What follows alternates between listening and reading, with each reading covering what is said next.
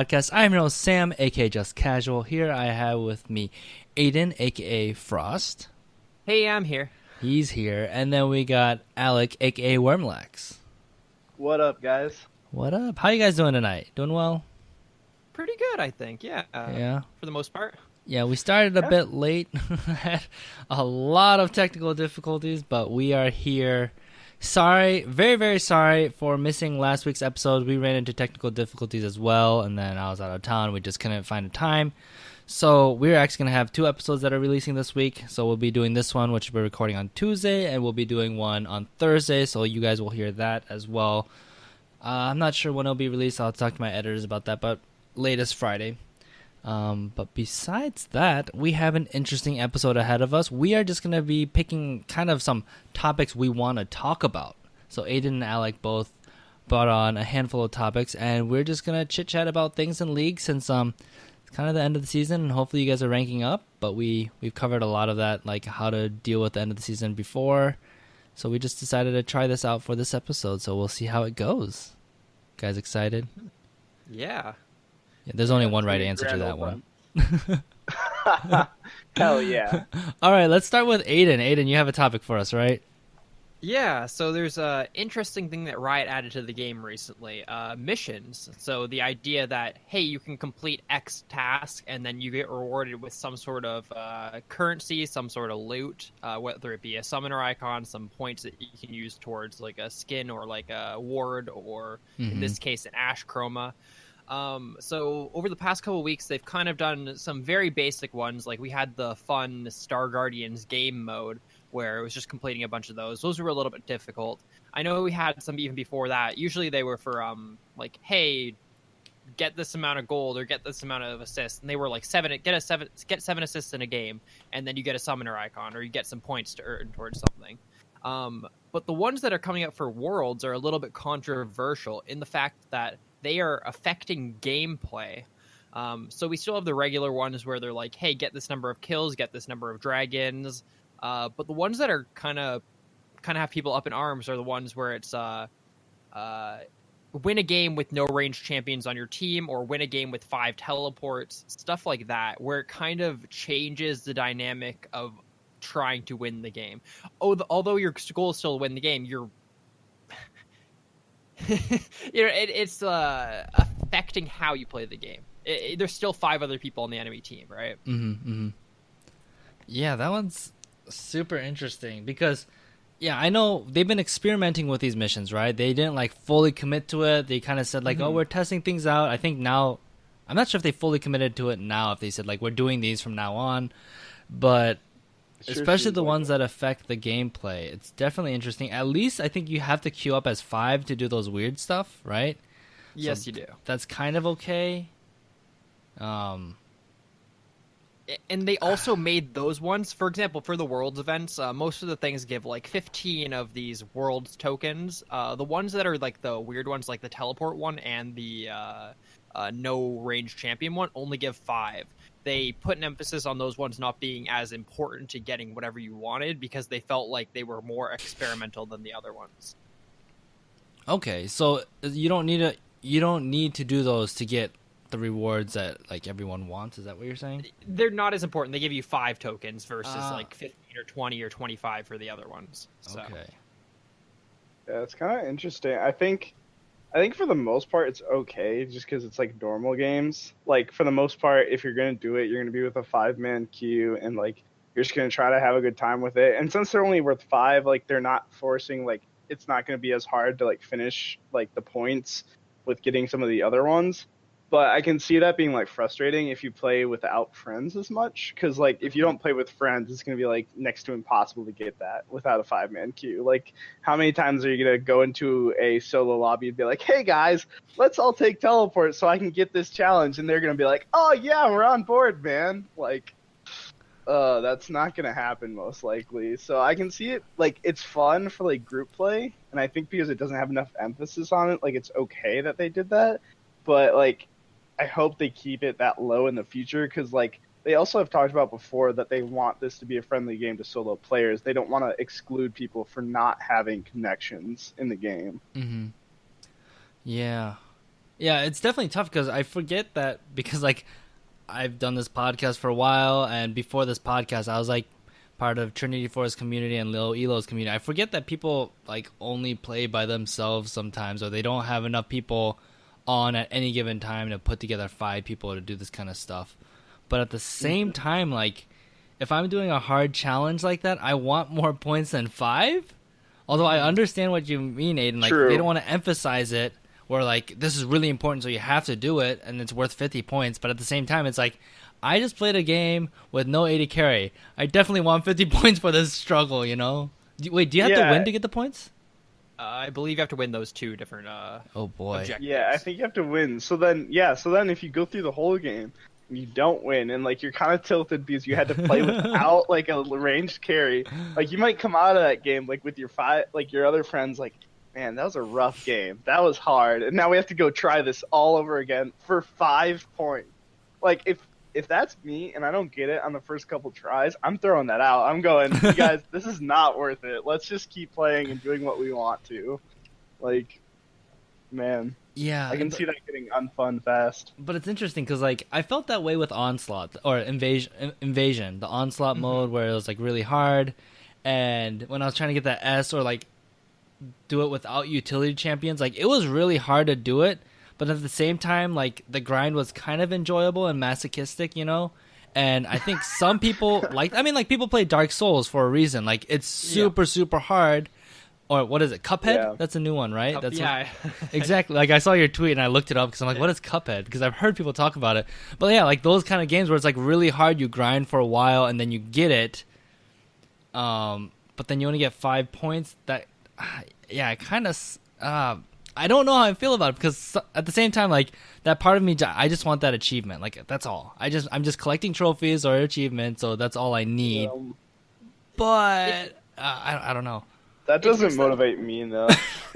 It's that weird gray area, though, right? You don't want to make the reward too high because you don't want to force people to feel like they need to do it. You don't want to be like, you get this new champion or whatever. You get this new skin. You get this like $20 skin if you beat this thing. It's like, no, that's kind of puts too much of an emphasis on how important it is. But you also want there to be like some sort of reward. Like I feel like the Onslaught was probably pretty close to where it should have been, like balanced wise, in the fact that I think if you got 4 or 5 of those tokens, you got a ward skin, or you could trade it in for a ward skin or something like that. Yep, it was a ward skin, and then the other one was a free champion token. So for some people, that's really important. For me, it's not because I have all the champions. So I was like, actually at that point, I'm like, okay, I'm done.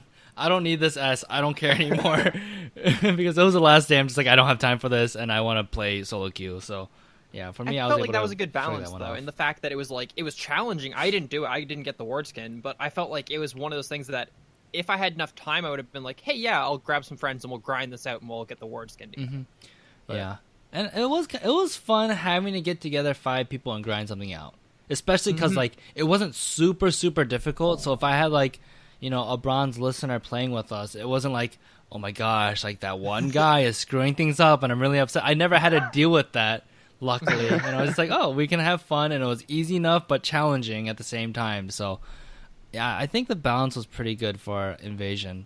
Yeah, I'm on the opposite side. I literally played 0 of the challenge because I hate PvE things and PvP gameplay, so I literally just stayed away from it completely. So to play Devil's Advocate, I just was not about I hate the Invasion game modes, but I'm very not very backed up on that one. A lot of people still enjoy it. So, dude, Worm, what are you talking about? 80% of PUBG is PvE. It's looting the whole time. Yeah, but the best part is when you win those gunfights. Yeah, looting is all just like running around, grabbing some stuff. But the best part is like dropping military and like going for like, oh shit, I actually got 6 kills at the start of this game and get out of there. You're telling me chicken dinner is more important than a Star Guardian ward skin? Yeah. I don't know what's wrong with you, man. 100%. I would take 100 chicken dinner wins before a ward skin. That's funny. How are the? Do you know the details on how many points you need to like unlock the championship? Ash Chroma. Like, is it a lot? Do you have to grind a ton? It's quite a few. Yeah. The Ash one. Sorry, go ahead. If you have the actual number, you can say it because I don't know the actual number. Oh yeah, the Asha Chroma is 320 tokens. You actually have to buy the Master Pass for like $10 to be able to get it, which unlocks a lot more missions. Oh my gosh. Yeah, so it is a Yeah. lot of grinding, and I mean it ends up being like to get the Chroma. You have to buy the skin, buy the Master Pass, and then grind for all the tokens, which is a little bit Ooh, weird. But that- I feel like that's a different discussion. Well, I okay, I might want to go do into this that. discussion actually. Oh, you do? I So you might might do that because have you seen the Ash Champion skin and the It's pretty Chroma? clean, yeah. They're really nice. I actually really liked it. I was like kind of just like, oh, an Ash skin, whatever. And then one of my friends played it in game, and I'm like, I need this. I need this now. I need to throw my money at Riot. Screw rent. Screw all that. I need to throw money at Riot. But I haven't. I've been good. I've been holding off. But now I might for that Master Pass. I feel like this is like mobile game pay to win kind of system that's going into Riot, which I don't like because I hate when mobile games have this kind of systems where pay to. I don't mind like if you pay to support and like get to your destination quicker. I don't like when you have to pay to win the game. Okay, this is not winning. Well, you but, don't pay to win. damn it. Yeah. But You're still, I paying to win still the feel skin. cheated. So, what about is this? So the championship Ashkin, doesn't some of the proceeds then go to the Worlds pool? Is Yeah, that 20 happening again this year? 25% of the proceeds from the Ash skin go to the World Pool, not the token, not the Okay. not the Chroma. Yeah. Okay. So, Isn't some going to I can charity too? I think justify there's it. some going to They're charity. matching 25% for charity also. okay. So I can justify buying it myself. That I'm a good person, just Yeah, helping that's charity, the only right? reason why. Right? Only reason. I would never get this if it wasn't for charity. I'm just so good-hearted. Man, I need this Ash skin. that's why you're on this podcast. We have Yep. so many assholes on this podcast. We needed to balance it out. Had to bring some warm spirit to it. Yeah, two Canadians on the podcast wasn't enough to like get us in the good graces. I'm from Michigan, so like we're pretty close. Like a lot of the people in the Upper Peninsula might as well be Canadian. So There you go. All right. Is there anything else you guys want to talk about with those missions and stuff? Yeah, so in my opinion at least, I feel like the quests where they're like no ranged or 5 TPs, I feel like those are the best. I feel like those are the least problematic, I guess would be the way I'd put it. Oh, in the okay. fact that because they require 5 people and you're all involved trying to do this one objective, everyone's on board. The only people that, in my opinion, it affects is the people on the enemy team. That if you are not prepared to do the no range champion thing, you're going to get rolled, and the enemy team just waste 20 minutes rolling some people who are playing 5 melees. I think the real issue comes from the other ones where they're like, get 2 elemental get 2 fire dragons, kill Baron 5 times, get this amount of gold, get this amount of towers, whatever. Oh. Because I see this a lot in normal games, people purposely dragging out games that they're stomping Mm-hmm. to get more of their Ah. objectives. and see, that I am sucks. guilty of this because I was playing a game as Renekton in a normal, and I was like 15-2, and instead of going with my team to push for the end, I went and did Drake because I Yeah. wanted my mission. Yeah, So it's like it is a little mean-spirited in the end because that game should have ended a long time ago, but I needed another Drake, okay? It was important. No. and I understand why they don't want to make that also limited to 5-man premates, because there is a lot of players that play the game solo or just with one buddy or something like that and don't have 5 people to play with, but man, does that ever make it a miserable experience if you're one of the other couple people on your team. The one thing I'll say is they are usually fairly like easy missions, like they're nothing crazy. So like at least most times like you can be like, okay, I played 2 to 3 games today and I got my missions. Like it's nothing like insane if you didn't have like an abysmal time playing League that day. So like the other day there, and I had one too that was like win within 35 minutes. So Yeah. that even gave me the motivation to, we got to end this fast instead of trying to drag it out. So I feel like the ones that stack, like get 80 kills over this week or whatever, something like that. I feel like those are not as bad as the ones the first week there was one where it was end a game with 15 or more killer assists. you Yeah, had to that's go pretty 15-0 whatever or 15-8 whatever or more, and those are the ones where it's like, well, if I'm at 13 kills, I don't want to end the game because Yeah. how often do you get 13 kills or Yep. whatever? And those ones are like, those are a little bit, they kind of nip at the integrity of the game. Yeah. Yeah. I'm actually worried that someone's gonna go into that all melee, and they go Xin Zhao, Lee Sin Bot, and they're like, "Wow, that worked!" And then I'm gonna run into them in my solo queue games. That's another problem. It's funny. I actually won a solo queue game playing all melee, but I didn't get the reward because you need to be pre-made 5. Oh, that's funny. You're playing more Oh Blitz my One, right? gosh. Oh, Having- yeah. Like a Okay. Yasuo and then an Eve jungle or something like that. And we're like, shit, did we just do the quest? And then we're like, shit, no, we have to do it in normal with 5 people, which is kind of. Oh my gosh. It feels a little bit silly when you win like a Diamond 2 ranked game doing like one of those quests and then you don't get it, but Yeah, I understand why. Oh, that's funny. That's funny. All right, should we jump to another topic? sure. Cool. Alec, you got a few, right? Yeah. So the first one I had, what champs that you play were drastically changed by build or meta that became popular?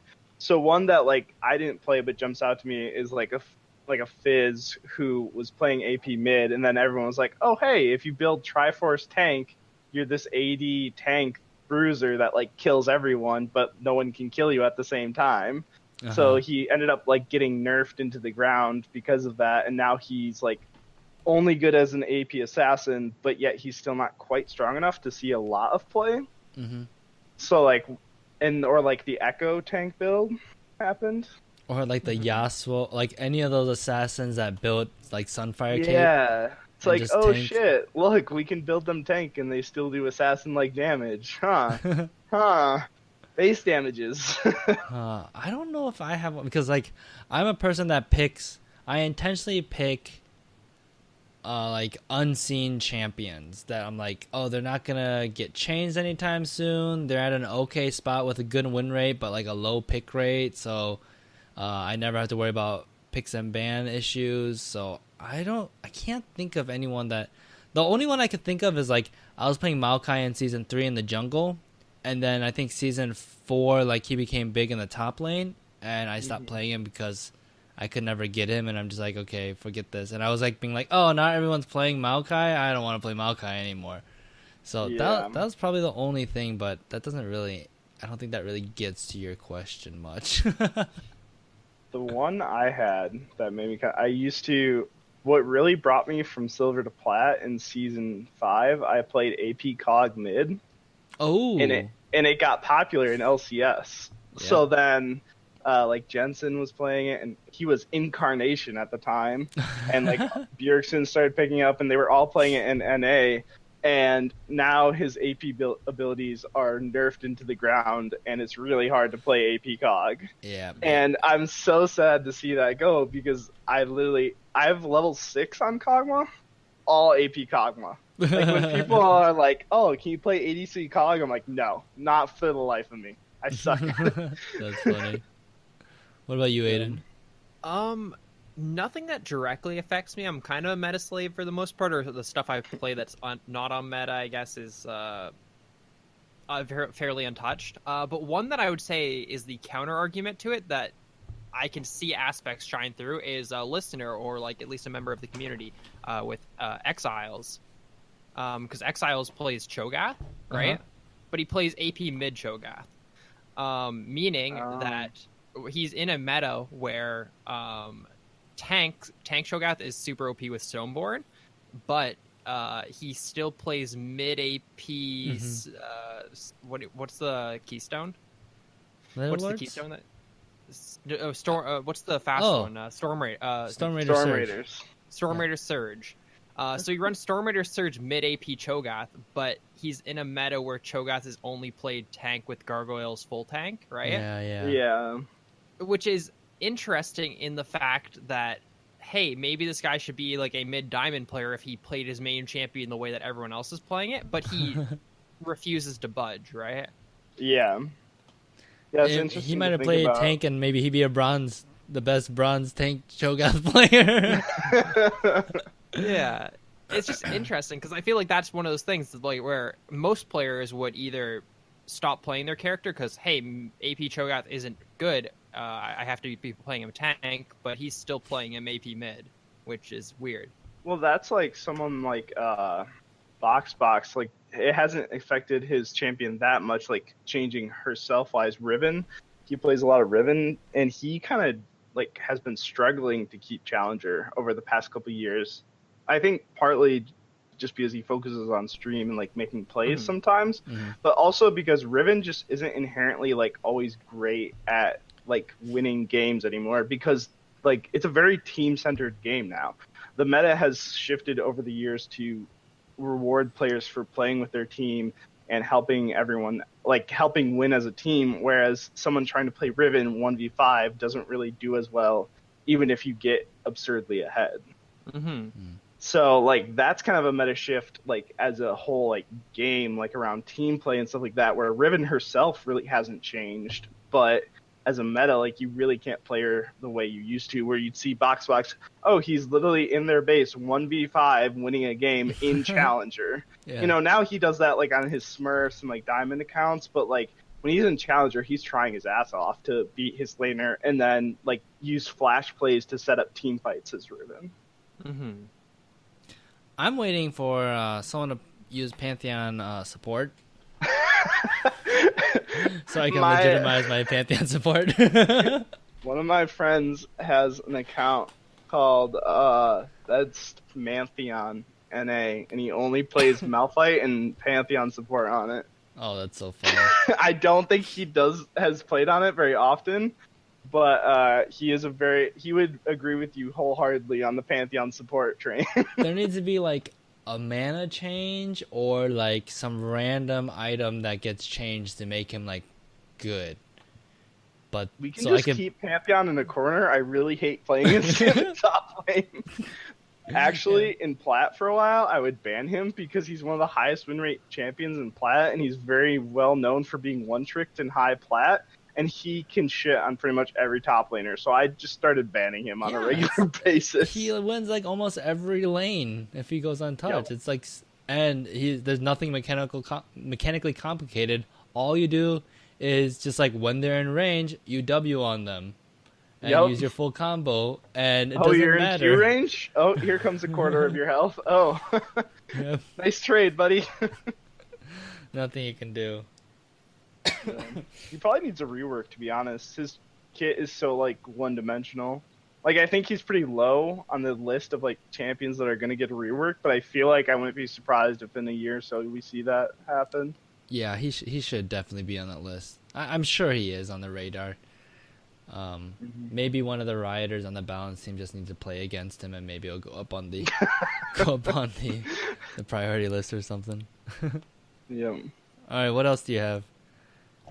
All right, so the next one I had was, what do you see pro players execute on that you don't understand macro or micro wise? So for this one I had in mind, there was a lot of talk of, almost every game for a while, every team was lane swapping and trading turrets. It's like at a solo queue level, like you don't even like, what's the point of doing that? Like, it's kind of hard to like understand why they would just trade turrets every time. And like, I kind of learned like later on as I started watching more League of Legends and stuff like that, it's like, oh, like it's safer to just have a safer laning phase, get the gold from it, and then like push into the mid game without having that risk of your bot lane like dying or something like that in a 2v2. So I was wondering if there's like anything like you guys had like that, because if you guys didn't understand something, like there's a chance that someone who's listening wouldn't understand it, and maybe we could explain it. It's kind of a hard one to think about because it can be very situational in like a game of pro play, but I know that pros can do some pretty crazy stuff sometimes. Yeah, I think one of the hardest things to understand is how people can play so aggressively in their lanes and know that the jungler is not there. Especially like after the first like route or two, when like you start losing track of time and you're like really focused on trading in lane, and then like they've backed once or twice, and you still like know, like, oh, the jungler's probably here with like 80% confidence, and then you're like, they're right. How the hell do they know that with like no wards on the map or like 3 wards in the bot lane or something like that? I think that was one of the hardest things to understand, and still like because jungle routes change and the champions change the meta, so therefore like timings are all different. And then you see some players just like totally screw it up, and some players really good at it. I think that's one of the hardest things that like I personally am always constantly like trying to relearn, especially when I was like playing a lot of jungle. Yeah, it's definitely a difficult thing because it's like you have to not only do you have to understand like how to time where people are going, like what that specific jungler will like to do pathing wise when you see them, like okay, how many minions do they have? Count that for how many camps they've taken. Okay, so then their red's going to be up again at this time. And then you're also trying to, like you said, you're trying to lane phase and everything. So yeah, that's like that comes down to even just that's sometimes something you can't teach with like pro players. Like some of them are just like that's a intelligence level thing with some people. Like it's that's multiple things you're having to focus on at one time. Like I will even like I don't follow the jungler past probably like 6-7 minutes. Like after that, like after the second buff rotation, it can be way It's up in gone, the air right? by then. Yeah. Yeah. Aiden, do you have something? There's nothing that I can think of that I'm like, oh, I don't understand that. I whatever, and then I didn't go figure it out, sort of thing. Like most of those things I ask around and try to figure out. But probably the last thing that I really picked up on was why pro players like move really, really fast back and forth in like the same spot. I'm not sure if you've ever seen them do that. Like just in lane, they'll like move really, really back and forth towards the enemy and away from the enemy, or left and right. And I learned that was to not only hide intent, meaning that if you start walking towards them, it looks like you're going to go in for an attack. If you start walking away, it means you're playing more passive and they have like room to walk up. If you constantly walk like that and you have the reaction time to do either, then it's better because they can't read what you're doing. Also, it gives you like a 25 to 50 range of, if you have the reaction time, you have that extra range on them because you have the reaction time to move forward or backwards, which they don't have. But I feel like that's something that a lot of players wouldn't understand because it is kind of confusing and no one really talks about it. Like I only learned that the G-Bay video. Yeah, yeah, exactly. Yeah, that's when I learned about with Last it. Shadow. Yeah. I always thought it was just like the StarCraft days where people were just like twitching their fingers and like just trying to keep their APM up and like keep their like fingers warm. There's good reasons behind it. That's so funny. I feel like we've referred to that video a few times. Like everyone just, I feel like Blake watched it, you watched it, I watched it, and it just kept coming up in like the following episodes for like. It's a good video. Weeks. Yeah. The other thing with that is like with dodging at pro play, like I used to think a lot about like, wow, like how did they dodge that? Like a lot of dodges are like premeditated. Like dodging in League isn't so much about like, oh, I saw that ability come out and I dodged it like as soon as I could. It was like I already made a step backwards for a dodge, and then when they went for it, I was already on that path. Like I don't know how many times I had a game in Earth when I was playing Riven that I dodged a Morgana Spellbind 3 times in a row. And she was like, what the fuck, you have to be cheating. Like, obvious scripts. I'm like, no, I literally just kept, like, spamming E to the side when I thought your bind was up. It's like, it's probably up, it's Earth. So I just kept doing it. And it's like, it wasn't, like, anything like, oh my god, I'm so good at dodging. It was literally just, oh, I'd already pressed E when she threw it. So, like, it's kind of... It comes with a lot of gameplay and like hours on the game, but when you start to learn cooldowns and like when you see people aggressing and you know like, oh, they want to go in here, that's when you start to make those like preemptive movements to dodge skill shots and where you think the enemy are going to go for him. Yeah. Did you guys both play the game since the beginning? Just a quick question. Like since its release or very soon?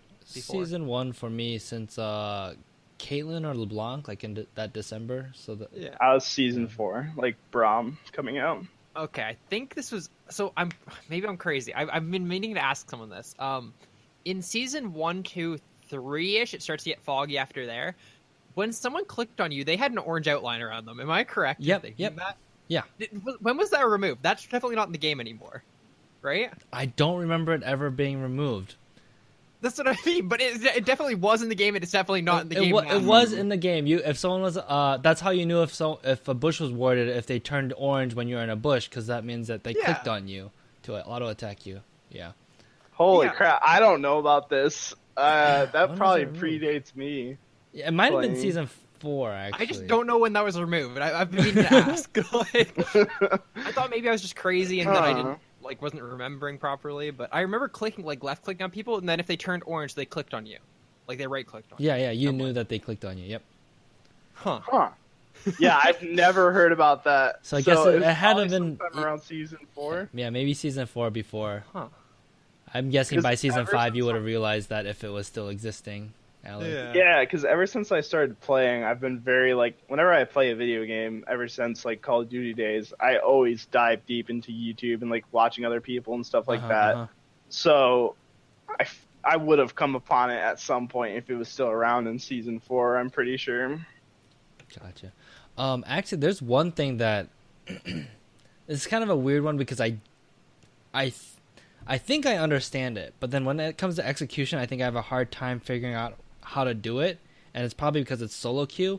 But when people go on that 4-man dive bot lane or 5-man dive bot lane, and then suddenly they get 1 kill or that first turn, and suddenly the game is just over by then. They just steamroll the rest of the way. They take all their buffs, they take their dragon, they take Rift Herald, and just the whole map just explodes just because of that one play at 8 minutes and 30 seconds or something like that. That is something that I've had trouble trying to execute in solo queue games because I feel like we get that big team fight at Dragon because I'm we should pick this fight because we have an advantage. I'm level 6, bot lane's level 6, and our bot lane's level 6 and they're not. So we do that, we get that Dragon, we get 4 kills and it's great. And then after that, trying to do something, I feel we're always stronger, force a fight, and then we lose. Or we just everyone goes back into lane, or the next fight, I feel it's even, and then suddenly we just lose that fight really badly. I just don't see how in pro play they do it so flawlessly, and then I feel I'm trying to execute the same thing in my solo queue games, and yet it goes horribly, horribly wrong. And I understand it's solo queue, but I feel something's missing. In my head, I get we're stronger, we have more gold, so we just take an even fight and we'll win it all the time, or 90% of the time. Where it's we took all their outer turrets, so we should be able to do any dragon safely now. And then for some reason, it doesn't work. So I know it's supposed to work, but whether it's a flaw in my idea or understanding or its execution, I find it not working, and that's something that's really tough for me to figure out how to fix in my games or take from pro play into my own games. I feel that's really hard to replicate or discern what's exactly going wrong because it can be so different from game to game. Like you said with pro play, I mean, they're all pro players. They're all talking to each other. They play at a much higher level, so they don't make as many mistakes. So those gold values mean a lot more for them. Mm-hmm. 1,000 gold on a pro player means a lot more than 1,000 gold on a silver player. Sure. So, that's a part of the issue. You could easily be up in gold, but then you do a 5v5 dragon fight, and all of a sudden you lost it because your Tristana jumped in and instantly died and wasted, half your team's gold or something like that if she's really fed. That would be insane, be half your team's gold. But the gist of it makes sense. I think the main thing is not forcing even things. The thing that always gets me, especially when I'm losing, that I notice is the enemy team just taking fights where it's not even necessarily that it's even. It's literally just completely outnumbered, or forcing because you don't have vision because you're behind, or you can't have as good map control because you're behind. They force different places with a larger amount of people, and they don't make it even. Because then, not only do you have the gold advantage, you have the uneven matchups. So, forcing even can be good, but even pro players, you've seen games in pro play where a team down 10k gold ends up winning one team fight and end the game. So actually, even fights are what you want to sometimes avoid if you're ahead. Even like if it's not a big enough gold lead where you're just like, yeah, we're gonna smash no matter what. Sure. So like using your gold advantage to not take even fights, but create uneven fights. Ooh, Even I so, like like using your gold advantage. Okay, I can push this lane out in top lane, and now I can roam while the other person has to deal with my lane pushed. And if they push farther, I will solo kill them. So they don't have the ability to pressure me into moving out of lane. I pressure them to staying into lane, and like I have control over the lane. So, and that forces uneven matchups around the map. Gotcha. Cool. You have one more topic, but I will mix it up and throw one that I just thought of. Or it's something that I've been thinking about. And Aiden, you can throw one in too if you want, since you only had one. But I wanted to talk. It might be a little ranty, but I want to talk about this, especially with you guys, since you guys, I would say, are considered high elo. I feel like a lot of people say or think that they want to be a certain ranking, right? It's like, I've been bronze this whole season, last 2 seasons, and I really want to hit gold, and I know I can. My teammates are bad, and they might even have actually a positive attitude. It's like, oh, I watch the LCS, I pay attention, I understand things. They probably know a lot more than their teammates and stuff like that, but they say they want it, and then they complain about their teammates, right? And it's something that I feel like people really don't understand what it takes to get to silver, get to gold, get to master challenger. And they say they want it, but their actions really don't show it. And I think it's tough because there's a lot of people that come from a lot of different backgrounds, right? For me, this is my first MOBA, and I was stuck in bronze for 2 long seasons for me, with I was not getting better except just like learning what more champions do, right? While someone that's been playing Dota or Warcraft 3, Dota, and then like Han when that was a thing and all that stuff, and then they jump into League and they place right into gold, the first time they go into ranked. I think there's a lot of people have different backgrounds, and so someone sees like, oh, he's been playing League for 6 months, he grinded to 30 and he placed in gold, like I just must be really unlucky and stuck in elo hell.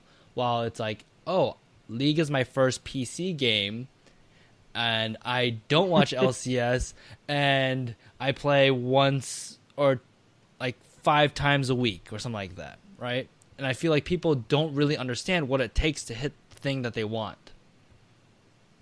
So I'm curious, like, how did you guys get to where you are, and what do you think, like, actually think about, like, where your experiences are, where you kind of fall on the scale of other people that might have gotten your rank, or other people that might have your experience, and how you differ from them. Can you guys share that?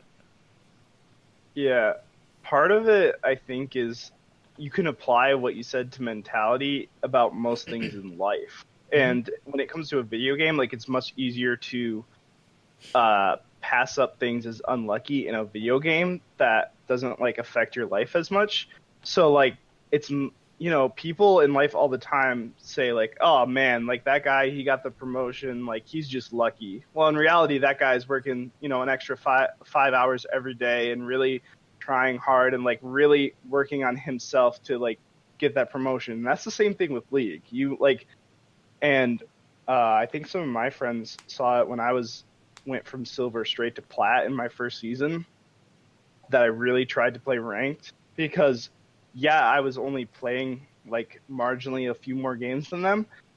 But every time I closed out that game, before I went to bed, I'm watching like 4 to 5 videos about League, or I'm going to bed while watching a Twitch stream of a pro player. And I was just ingesting any sort of content I could with League of Legends. Sure. And like that elevated my game to an insane amount. I didn't play a single game of ranked until I probably knew more about champions than some of the people who were like in gold before I even played ranked. Because I watched. If you guys have ever heard of Ankle Spanking, he's a pretty big YouTuber, and I literally just every day he'd play a different champion. So I watched his videos every single day, and so by the time I was level 30 and actually thinking about ranked, I probably had a decent concept of every champion. So, like, yeah, it may look like I just like got lucky and like started doing really well as soon as I hit ranked, but I did a ton of research and like put a ton of time into it that was behind the scenes that you don't see from my league hours played. Sure. What about you, Aiden? I think it's very similar. I mean, I definitely was of the mindset of consume as much league content as physically possible through podcasts, YouTube videos, watching LCS professional play. I mean, even now, like, I still think I consume probably more league content than the average player by like a fair bit. I think it comes with doing 2 League of Legends podcasts, but I do think that is important to some degree. I did take a while to get to my rank. Like season 1, I peaked bronze, season 2 silver, season 3 gold, season 4 plat, season 5 diamond, season 6 diamond. This season I peaked master, 76 points or something like that. Wait, so season 10 you'll be on TSM? Is that what you're telling me? Yeah, I used to make the joke that they added Master Tier to slow me down from getting Challenger. But then I got Diamond 2 seasons in a row, so that joke kind of ended. No, but I do think it's something that you have to constantly work towards, which sounds really silly because it's a video game and video games are for fun. But yeah, that's just how much time you want to commit to it, right? The more time you commit to it, the better you'll get. Yeah. Like I know people who started 8 months ago who don't know what all the characters do, but they're like mid-silver, but they're trying their best to learn. Like they make cue cards of what the characters do. So if they're in a game, awesome. They can look up they can look at their cue card and see what the character does or what they're strong at. And I'm like, that's even if that doesn't help, it's a good way to be thinking if you want to get better. Sure, and like. You know, I remember I saw this one website that guaranteed you to diamond in 60 days after you take the course. I'm like, that is such BS. Because, like, again, like, you guys have been playing video games probably most of your life, right? Yeah. I really firmly believe, like, anyone listening to this podcast can get out of bronze. And then I'm like, wait, if I had someone like my wife, you know, she's played a little bit when she was a kid, but she has not put in anywhere near the hours I have in developing like motor skills and hand-eye coordination for video games. So if I spent, you know, a lot of time teaching her how to play the game, we might be able to like find a way to cheese her way out, just like work on this one champion that like just play Tryndamere top or something like that, and this is the one way you win, and you're going to lose 40% of your games, but because of this, you're going to win 60 and you're going to climb out. Like, maybe that's the way. But, you know, people have different experiences and abilities, like aptitude of like visual processing. You know, if you look at a team fight, some people are like, okay, there was 5 flashes, and I'm in bottom lane. I'm like, did the AD carry did they use exhaust? I can't remember. Like, and that's just with 4 people. And some people, that can be trained, and some of that is also just like, again, your aptitude and ability to do that. So I definitely don't think everyone can make it out of bronze. Like just by listening to this podcast, I definitely think you can get out of bronze if you put in a ton of time. I really do firmly believe you can find a way to get to gold. I think every single person, unless you have some serious ailment or some, I don't know. But there's plenty of people that have like no hands that have gotten a diamond. I'm like, what the hell? Yeah, but it's just how much time you want to commit to working around it, right? That's the reality. Yeah, and I think people don't really they don't get that it takes work. It doesn't come as naturally as playing Super Mario for like 3 hours and suddenly you figure out that you could run through every level like world 1 through 4 or something like that and just jump, right? I think the other part is like you have the whole like losing is much more predominant in your mind than winning. So like when you are like, oh, okay, I'm in silver, it's time to get to gold. And like if you look at it, you can get to a higher rank by having a 55% win rate. Even like down to a 52% win. Actually, let me help you there. I've climbed to plat with a sub 50% win rate. There you go. You can do that because of the MMR like balance and the LP that you gain when you win versus you lose. I've gotten plat like with a 48% win rate. It feels stupid, but it works. You still can. So that's the time put into it thing. You know, Mm-hmm. you can say, like, I think people expect too much that, oh, I'm better than silver, so I should win every single game. And then the second they start losing, they tilt and they don't put in the rest of the time to get to gold. And it's like, if you put in this time and really play it, when I really wanted to climb out of silver, when I was dead set on not being silver anymore, I made myself play 3 to 4 ranked games per day. It wasn't, oh, I'm going to go play some ranked now, and oh, I lost one, like I'm getting off. It was 3 to 4 ranked games per day. And my first season, I think I sat at like a 52 or 53% win rate, and I had like a ton of games, but I made it to platinum, and I made it all the way up to plat 2, and I probably could have made it to diamond if I kept grinding, but I got ranked anxiety because I was losing like 20 points per game and winning only 14. Like Blake. Yeah, but it was like, it's that grind. Like, it takes time. It really does. It took me probably, it was months. I know it was months until I got to plat. It wasn't like I sat down one day and was like, oh, I'm going to be plat now. Like, that didn't happen. Yeah, So, it took me and about 320 games-ish when I climbed from silver to plat my first time. It took a lot. It's a big time commitment. And, you know, at the end of the day, it is a game. So if you're not having fun putting in that amount of time to try to win a game to grind it, don't do it. Go play normals and have fun with the game. I'm at Diamond 5 right now. I'm going to sit there till the end of the season because recently I haven't been having fun with the rank. And I'm okay with that. I'm going to go play normals with my friends and play ranked when I need to. And, you know, it's all up to you what you want out of this game. And at the end of the day, it is just a game. And I think you can easily lose sight of that because of how intense of a game it is and how thought-provoking it can be. Yeah, one of the most enjoyable times playing League was after I hit plat 5, playing normals for 2 months. Like that was like the most fun I've had playing League. Yeah. You know what I remember most about League? I remember the wacky moments that like I happened with 5 players on my team where we do like crazy bush camps or like crazy comps. Like me and my friend play Ash Nunu bottom lane all the time and just crap on people like crazy, and it's a ton of fun in normals. I don't remember all the Renekton games that I played to get to Diamond. Like, don't get me wrong, when I hit Diamond, that was a great feeling. But then it was like, okay, like, I'm Diamond. Like, now I get to get raged at in normals when I don't do well on a different champion. But it's like, you remember like the fun times of a game and like the crazy moments, and like I remember some specific moments of my climb that were like extra insane, like the pentakill on Kog'Maw that got me to gold, my first time getting to gold. But yeah, that was insane. My last ranked game to gold, I got a pentakill on AP Kog'Maw, my first ever pentakill too. Nice. But like I have far more memories of like crazy like games with my friends of playing like Vayne top and random shit like that. Mm-hmm. Cool. Anything else to add to that? We good? All right, Alec, your last topic? So when you first started playing League, who did you play the most?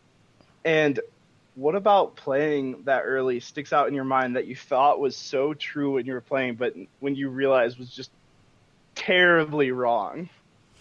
That if you hit someone with clairvoyance right on them, that they would instantly die. I don't know how that rumor started. Actually, I don't know. People might not even know what clairvoyance is. Clairvoyance is basically the blue ward, except it didn't leave a ward. You could use it anywhere on the map. So what people would do was they would start clairvoyance, use it on the enemy fountain to see what the starting items were. That was like season 1. That's what people used to do to figure out like what lane you were going into, because like there wasn't really a formed meta like it is now.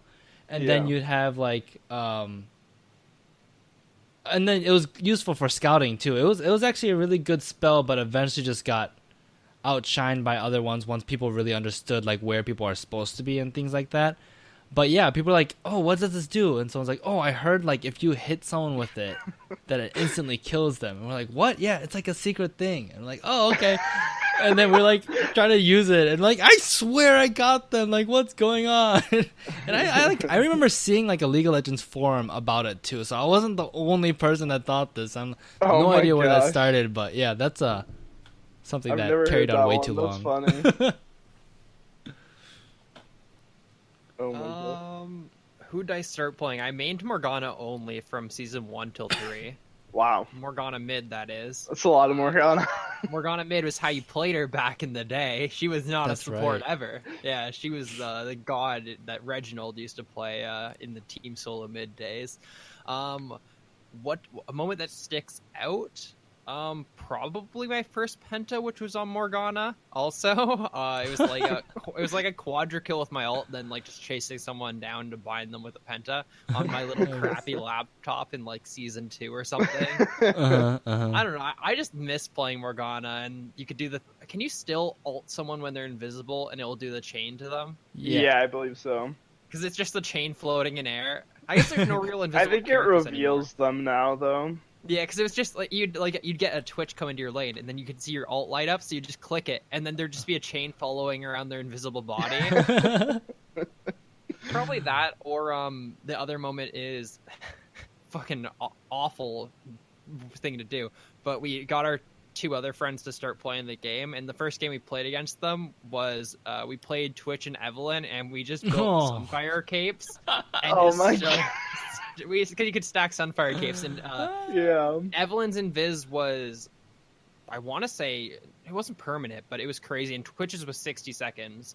So you just stand by them and burn them to death, and it's just like, what a terrible thing to do to someone who's like, yeah, I'll play that game that you find fun. Like, let me just make it completely unfun for you. Yeah, I don't know. It's good though. That's funny. Another, since you guys are talking about pentakills, my first pentakill was with Tristana on a trackpad, actually, on my laptop. Oh my gosh. But it wasn't a bot game, so. But it was funny because we were playing a bot game with a whole bunch of friends, and I'm like, you know what? Like, what can I play on a trackpad? I'm like, I'll just play Tristana because you just have to auto attack, and like you don't really need to use your abilities either. Like, you really didn't at all, especially like because before E wasn't like this huge like damage burst. I think it was a DOT. I think it was a weak DOT. So I just used that, and in the bot game, like there's so much splash damage, they just all end up dying. So that was really fun to do on a trackpad. But to answer your question, I played Kassadin up to level 30, and that was a lot of fun. And I'd build like Medjais. Actually, that's how I first got out of bronze. Was I just started building Medjais that didn't die and waited for like 30 minutes, and then I'd have like 10 stacks from assists, and then I'd get a few kills, and then I'd be max stats, and he just skills incredibly. Kassadin. And I can't believe how, like, he's been nerfed so much since Season 1 and Season 2. Mm-hmm. Like, his Rift Walk used to be at least, I'm pretty sure, double the length.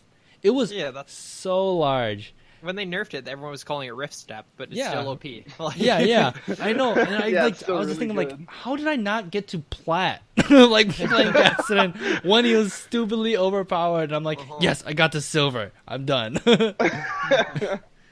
Yeah, that was crazy. When I first started, I was so the first MOBA I ever played was what was the name of it? I can't remember it now. Guardians of Middle Earth, the Lord of the Rings MOBA on Xbox. I didn't even know there was a MOBA. Yeah, it was this like really small like $15 game that had bugs out the wazoo. If you even wanted to play it, you had to like mess up your save file to like get into the game. So really niche community, but my friend was like, oh, if you like this, you should come play League of Legends. So I was like, oh, I really suck with a mouse, but sure, I'll try it. So he sticks me on Soraka to support him in the bot lane. And I just remember thinking, oh, these items generate gold? I'm just going to buy as many gold items as possible. So I think I literally, for the longest time, I was just building like all gold items. And then I looked up one like build for Soraka, and I found this video about AP Soraka, and at the time I was like, oh, this is what people build on her. When in reality, I was watching like someone break the meta. Okay, When yeah, I look yeah. back on it, so I was like building full AP Soraka, and I remember someone in all chat was like, "Lol, haven't seen AP Soraka in a while," and I'm like, "Lol, why? It's so good!" Like, not knowing what I'm talking about at all. Oh, that's funny. Oh man, back in the Heart of Gold days, like you could stack. Like they didn't have unique passives on those some at one No, point they too. didn't. So you could stack like 5, and it actually, it really wasn't worth it. It wasn't worth it. It just seemed like, well, why would it? I want more gold. Gold Oh, is. that's funny. That's really funny. Yeah. I talked to someone that thought you needed to take out all the outer turrets before you could touch the Nexus turrets for an embarrassing long amount of time. I thought that was really funny. Yeah. I can't believe they never ran to a game where like that didn't happen. Like, did they just play a ton of games? Like every game they won, they destroyed every single tower. Yeah, or maybe I guess he must not have noticed, or maybe he just like tilts and surrenders real quick or something. I don't know. Yeah, that. Oh man, I feel like you'd learn like pretty fast. Or like if you lose and like you lost without losing all your outer turrets, you'd be like, well, I guess that's not actually a thing. Or you're like tilted, like, how could they end? Yeah, how does this work? Anything else? Aiden, do you have a topic you want to throw out before we close out, or we're good? I think we covered a lot. We actually covered like 4 or 5 topics, which is pretty good. Yeah, we did. All right, cool. So just to wrap up the show, we do have a iTunes review, a new one. So I'll read that real quick. It's actually, it's titled "Best Podcast NA" and it's by the real I'm a Chicken Hawk. So if you guys don't know, I'm a Chicken Hawk has written a review before, but now his username is different. So I don't know what the story is, but we'll see. So it says, if you love League of Legends, want to learn new tips about playing the game and love people ripping on each other and Canadians, this is the podcast for you. Even if I go months without playing, I never miss an episode of this podcast. They are funny, informative, down to earth, and overall awesome. I was supposed to write this review around episode 100, so Blake is right to say I was an ass face. LOL. However, anyways, you will love all the hosts, new and old. But if you're like me, you will be hashtag Team Blake / hashtag Team Wise Papa Smurf. Keep up the good work, guys. I'm a Chicken Hawk. So now I'm starting to think this is actually Blake after reading that. But I swore he wrote maybe he didn't write an Did I'm a Chicken Hawk lose a bet maybe to Blake? I'm a Chicken Hawk. Yeah, good question. I feel like he wrote one in before, so I don't know what this is. Either way, thanks. Yes, we have Canadians. That was strategic. Very, very strategic. And yeah, thanks for that review. We really, really appreciate it. If you guys find some value and you find the time to actually navigate through the ridiculous iTunes store to put a review, we really do appreciate it. And it really does help out the podcast a lot of helping us get noticed, because it's really, really annoying that if you search League of Legends podcast, we are not on like the first 5 that end up showing up. And feels bad. It does feel bad because 3 of them are dead podcasts. Oh, jeez. That does feel bad. Are the other 2 Trinity Force and maybe a certain other podcast? Yeah, you guys are on the League Cast. So it's Trinity Force, League Cast, Low Elo, League of Legends Radio. I think. Wait, how is League of Legends Radio before you? That's some messed up algorithm. I can tell you that one. Because maybe we need to be writing a very strongly worded message to iTunes. No, because Mr. Master Yi over there is just great, you know. He paid someone off at iTunes, apparently. That's funny. Actually, the Baghdad Software Podcast is actually ahead of us, which is ridiculous because they have that one random episode called League of Legends. Oh my god. And they haven't updated since 2012. I cannot believe that. Come on, iTunes, we're in 2017. Yeah, I don't understand how this thing works. But we are on the list, so I appreciate that at least. But yeah, other than that, another announcement that I have, we are doing the Lola tournament this Saturday. So some of you may or may not be aware. It was basically only talked about on our social media accounts because we kept forgetting to talk about it on our episodes, or we had technical issues last week. But you guys can sign up with the forum. Just find it on our social media, or just like contact me or Rhino in our Discord, and you guys will potentially have a spot because I'm sure there'll be some no-shows. It starts at, I believe, 1 p.m. CST, 2 p.m. Eastern. Yeah, come get wrecked by me. Actually, yeah, I saw you signed up. I'm like, Alec may or may not be playing in that one. We might have you like shoutcasting with us. We'll see. Yeah, whatever happens. I just signed up so that I was in there just in case. Yeah, but this is the total first time we're doing things. I'm having Rhino help us out a lot, so he's kind of like really doing all the work. So we're just seeing how things go because people have asked about this before, and I think right now we have like 3 or 4 teams, so we'll do like pseudo round robin or bracket just depending on how many people show up. But if you guys are interested, check that out, and there will be VODs. We're going to shoutcast the thing. It's going to be a nice Saturday afternoon that we're doing this, and Worlds isn't even playing in the afternoon, so you can really attend this if you want. Besides that, we are moving our live recording episodes, so those are going to go to Thursday nights now just because scheduling conflicts and just things change. So we're doing Thursday nights. This is actually Tuesday, so it'll probably be the last Tuesday episode that we do unless more scheduling conflicts. I don't know. But live recordings will be on Thursday, so come check us out in the Discord channel. Come check us out on our Twitch. You could also watch it on YouTube. Not live yet, but I probably should work on that. If you guys actually want to see it on YouTube live, poke me and it'll probably encourage me more to do it. But other than that, last thing, Wormlax is here again, and he is officially part of the Lola team now. So that's really, really excited. Welcome, Alec. Hey, thank you. Are there any words you would like to say to everyone?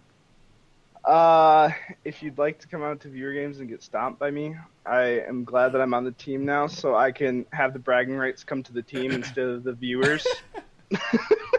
That's how we do it. We're like, oh, this guy is stomping us too bad, and this is embarrassing. We should probably just invite him to the podcast. Yeah. So we're happy to have Wormlax on the show, and if you are against Wormlax, just remind me, and I'll camp him really hard, so to make you feel better, or something. Yeah. Oh yeah. Yeah, or just ban Renekton. Yeah, just ban Renekton. I'll be useless. I mean, you could just leave Soraka up because nudge. I don't think he knows how to build Soraka. So I think you'll be okay there. But yeah, so welcome to the team, and thanks, man. We have awesome patrons helping us out to support the show and like to keep up hosting costs because those are expensive. And one of those things that we got, if you've watched any of our live stuff, Wormlax is usually either a silhouette of a question mark or a cute Poro Renekton on the screen. So actually with that awesome Patreon money, we were able to buy him a nice camera. So I think he's actually started streaming a little more too. So you'll see him probably hosted on our stream often, playing PUBG or League or whatever else he's doing. Hopefully not playing the stream while he's just walking around forgetting that it's up like Blake does. Sorry if you guys see something you don't want to see. I have no control over what Blake does. Hopefully he listens to this episode. But yeah, so thank you guys so much for those Patreon stuff. We really appreciate it. It really helps me keep the costs realistic for this show. Besides that, is there anything else you guys need or want to say that I might have missed? I'm good. We're good to go. All right, cool. So that is it for episode 160. We'll have an extra episode this week, so that'll be a treat. We will see you guys, in a few days then, or some of us. What though? That was such an anticlimactic ending. I am so sorry. That is episode 160 of the Lola podcast. We will see you guys next week. See you later. Bye. All right. Hey, just over an hour.